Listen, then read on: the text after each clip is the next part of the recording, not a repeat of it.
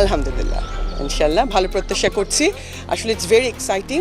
মির্জা ফখরুল ইসলাম আলমগীর যাচ্ছেন বঙ্গভবনে, আর তার ফেলে যাওয়া শূন্য সিংহাসনে বসতে ঠাকুরগাঁওয়ে শুরু হয়েছে এক মহরণ। দেশের 23তম রাষ্ট্রপতি হিসেবে মির্জা ফখরুল ইসলামের নাম এখন কেবল আনুষ্ঠানিকতার অপেক্ষায়। কিন্তু ফখরুলের এই অভাবনীয় উত্থানের পর রাজনীতিতে এখন সবচেয়ে বড় প্রশ্ন, ঠাকুরগাঁও এক আসনে তার স্থলাভিষিক্ত হবেন কে? এই ভিআইপি আসনে কি দেখা যাবে মির্জা পরিবারেরই নতুন কোনো মুখ?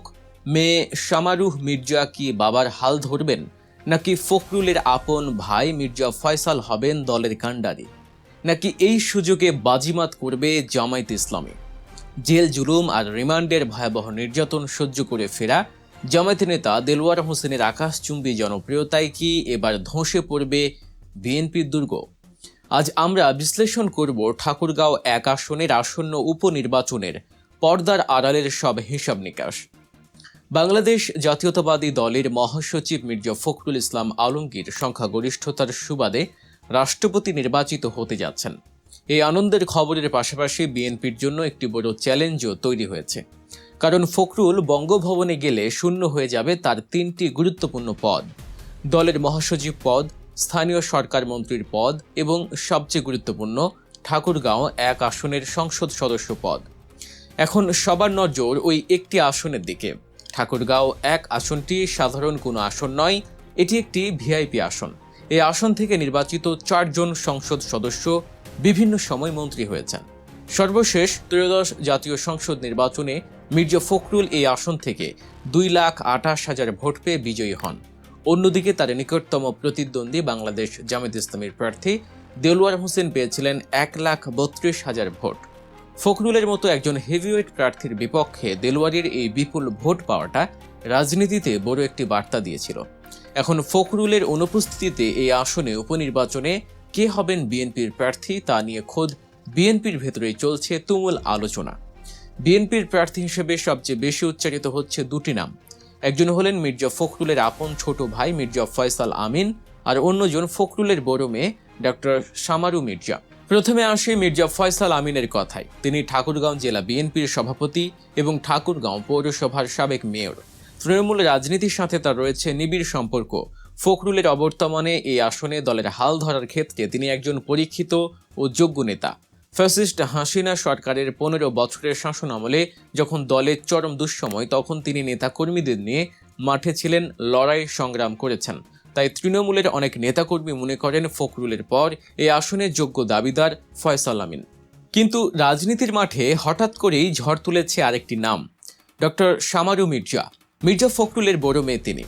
শামারু কোনো সাধারণ রাজনৈতিক ব্যক্তিত্ব নন, তিনি একজন আন্তর্জাতিক মানের চিকিৎসা বিজ্ঞানী। ঢাকা বিশ্ববিদ্যালয় থেকে পড়াশোনা শেষ করে তিনি বর্তমানে অস্ট্রেলিয়ার ক্যানবেরাতে বসবাস করছেন। অস্ট্রেলিয়ান ন্যাশনাল ইউনিভার্সিটি থেকে তিনি পিএইচডি সম্পন্ন করেছেন। শুধু বিজ্ঞানী হিসেবে নয়, সামাজিক উন্নয়নেও তার রয়েছে বিশাল অবদান। 2017 সালে তিনি সিতারাস স্টোরি নামে একটি অলাভজনক সংগঠন প্রতিষ্ঠা করেন। বীর মুক্তিযোদ্ধা ক্যাপ্টেন ডাক্তার সিতারা বেগম এবং তারামন বিবির নামানুসারে গড়ে ওঠা এই সংগঠনটি মূলত নির্যাতিত নারীদের সহায়তা এবং নারীর ক্ষমতায়ন নিয়ে কাজ করে। এই অসামান্য অবদানের জন্য 2023 সালে অস্ট্রেলিয়ায় Australian of the year local hero পুরস্কার লাভ করেন তিনি। পারিবারিক ঐতিহ্যের দিক থেকেও শামারু অনেক এগিয়ে। তার দাদা মির্জা রুহুল আমিন ছিলেন একসময় সংসদ সদস্য ও মন্ত্রী। আরেক দাদা মির্জা গোলাম হাফিজ ছিলেন স্পিকার ও মন্ত্রী। চাচা মির্জা ফয়সাল জেলার মেয়র ও বিএনপি সভাপতি, আর বাবা তো এখন রাষ্ট্রপ্রধান হতে যাচ্ছেন। গত ত্রয়োদশ জাতীয় সংসদ নির্বাচনের আগে বাবার পক্ষে ঠাকুরগাঁওয়ে গ্রামে গ্রামে ঘুরে ব্যাপক প্রচারণা চালিয়েছিলেন শামারু। সম্প্রতি ফেসবুকেও বেশ সক্রিয় তিনি। আওয়ামী লীগের 15 বছরের শাসন আমলে তার বাবার সংগ্রাম ও নিজের তৎপরতার নানা ছবি পোস্ট করে তিনি যেন রাজনীতিতে নামার এক প্রচ্ছন্ন ইঙ্গিত দিচ্ছেন। তবে শামারু মির্জার কিছু দুর্বলতাও রয়েছে। প্রথমত, তিনি সরাসরি কোনো রাজনৈতিক দলের সাথে যুক্ত নন। বিএনপির কোনো কমিটিতেও তার নাম নেই। 2006 সাল থেকে তিনি অস্ট্রেলিয়া প্রবাসী। দেশের তৃণমূল রাজনীতির কাদামাটির সাথে তার সরাসরি সম্পর্ক নেই বললেই চলে। তিনি নিজেই একবার বলেছিলেন তিনি নিয়মিত রাজনীতির মানুষ নন। একজন বিজ্ঞানী হিসেবে তার পেশাগত জীবন দেশের বাইরে। অন্যদিকে একজন নির্বাচিত জনপ্রতিনিধিকে সারাক্ষণ মানুষের সাথে থাকতে হয়।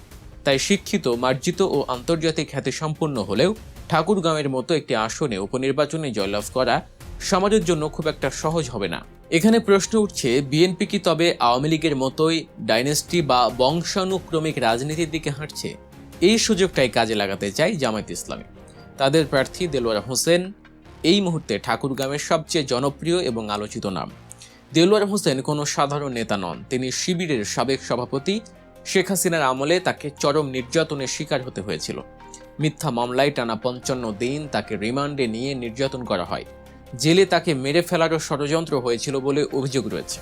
মেরুদণ্ড সোজা করে দাঁড়ানোর ক্ষমতাও তিনি হারিয়ে ফেলেছিলেন একসময়। কিন্তু সেই দেলোয়ার হোসেন এখন ফিরে এসেছেন বীরের বেশে। ত্রয়োদশ নির্বাচনে ফখরুলের বিপক্ষে 1,32,000 ভোট পেয়ে তিনি নিজের শক্তিমত্তার প্রমাণ দিয়েছেন। এখন ফখরুলের মতো হেভিওয়েট প্রার্থী মাঠে না থাকায় দেলোয়ার হোসেনের জন্য মাঠ অনেকটাই ফাঁকা। তার আকাশচুম্বী জনপ্রিয়তায় রীতিমতো ঈর্ষান্বিত বিএনপির অনেক স্থানীয় নেতা। এমনও শোনা যায়, দেলোয়ারকে থামাতে রাতের আধারে তার ব্যানার ফেস্টুন ছিঁড়ে ফেলা হয়েছিল। দেলোয়ার হোসেনের প্রতিশ্রুতি অত্যন্ত স্পষ্ট। তিনি ঠাকুরগাঁওকে একটি সন্ত্রাসমুক্ত, মাদকমুক্ত ও দুর্নীতিমুক্ত জেলা হিসেবে গড়তে চান। ঠাকুরগাঁও 1 আসনের পরিসংখ্যানটি একটু খেয়াল করলেই বোঝা যায় এখানকার হিসাব কতটা জটিল। এই আসনে মোট ভোটার 4,80,609 জন। এর মধ্যে হিন্দু সম্প্রদায়ের ভোটার রয়েছেন প্রায় 1,19,000, যা মোট ভোটারের প্রায় 1/3। দেলোয়ার হোসেন হিন্দু ভোটারদের নিরাপত্তা ও ধর্মীয় স্বাধীনতার শতভাগ নিশ্চয়তা দিচ্ছেন, যা জামায়াতের জন্য একটি বড় প্লাস পয়েন্ট। এছাড়া এই আসনে তরুণ ভোটার রয়েছেন 1,92,556 জন।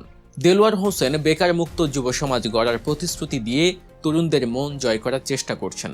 তিনি প্রকাশ্যে ঘোষণা দিয়েছেন, বিগত সরকারের আমলে ঠাকুরগাঁওয়ে যে উন্নত হয়নি তিনি নির্বাচিত হলে তা করে দেখাবেন। তাহলে ঠাকুরগাঁও 1 আসনের ভাগ্য নির্ধারণ করবে কে? বিএনপি কি দীর্ঘদিনের পরীক্ষিত নেতা মির্জা ফয়সালকে মনোনয়ন দেবে, নাকি আন্তর্জাতিক খ্যাতিসম্পন্ন শামারু মির্জার ক্লিন ইমেজের উপর বাজি ধরবে? যদি শামারু মির্জা মনোনয়ন পান, তবে পারিবারিক ঐতিহ্য এবং বাবার জনপ্রিয়তার পাশাপাশি তার উচ্চশিক্ষিত প্রোফাইল তরুণ ভোটারদের আকৃষ্ট করতে পারে। কিন্তু রাজনীতিতে আনকোরা শামারু কি পারবেন দেলোয়ার হোসেনের মতো একজন ঝানু, মাঠ পর্যায়ের এবং নির্যাতিত নেতার বিশাল ভোট ব্যাংককে টেক্কা দিতে? দেলোয়ার হোসেনের সুবিধা হলো তিনি দীর্ঘদিন ধরে মাঠে আছেন, মানুষের সিম্প্যাথি তার সাথে আছে এবং জামায়াতের একটি সুসংগঠিত ভোট ব্যাংক ঠাকুরগাঁওয়ে রয়েছে। ফখরুল না থাকায় ওই আসনে আওয়ামী লীগ ও হিন্দু সম্প্রদায়ের ভোটগুলো কোন দিকে যাবে সেটাও একটি বড় ফ্যাক্টর। অনেক বিশ্লেষক মনে করছেন ফখরুলের অবর্তমানে এই আসনে জামায়াতের জয়লাভ করার সম্ভাবনা প্রবল। ঠাকুরগাঁও 1 আসনের এই উপনির্বাচন শুধু একটি আসনের নির্বাচন নয়, এটি বাংলাদেশের পরিবর্তিত রাজনৈতিক প্রেক্ষাপটের একটি বড় পরীক্ষা। একদিকে বংশানুক্রমিক রাজনীতি ও ক্লিন ইমেজের লড়াই, অন্যদিকে তৃণমূলের রাজপথের সংগ্রাম ও নির্যাতিত নেতার উত্থান। আগামী দিনে রাজনীতি কোন পথে হাঁটবে, ঠাকুরগাঁও হয়তো তারই পথ দেখাবে। আপনার কি মনে হয়, মির্জা ফখরুলের 0 আসনে কে হওয়া উচিত? যোগ্য উত্তরসূরি উচ্চশিক্ষিত শামারু মির্জা, তৃণমূলের নেতা মির্জা ফয়সাল, নাকি নির্যাতিত জামায়াত নেতা দেলোয়ার হোসেন? কমেন্ট করে জানিয়ে দিন আপনার মূল্যবান মতামত। সমসাময়িক রাজনীতির এমন আরও বস্তুনিষ্ঠ বিশ্লেষণধর্মী ভিডিও পেতে সাবস্ক্রাইব করুন গল্প নিউজ।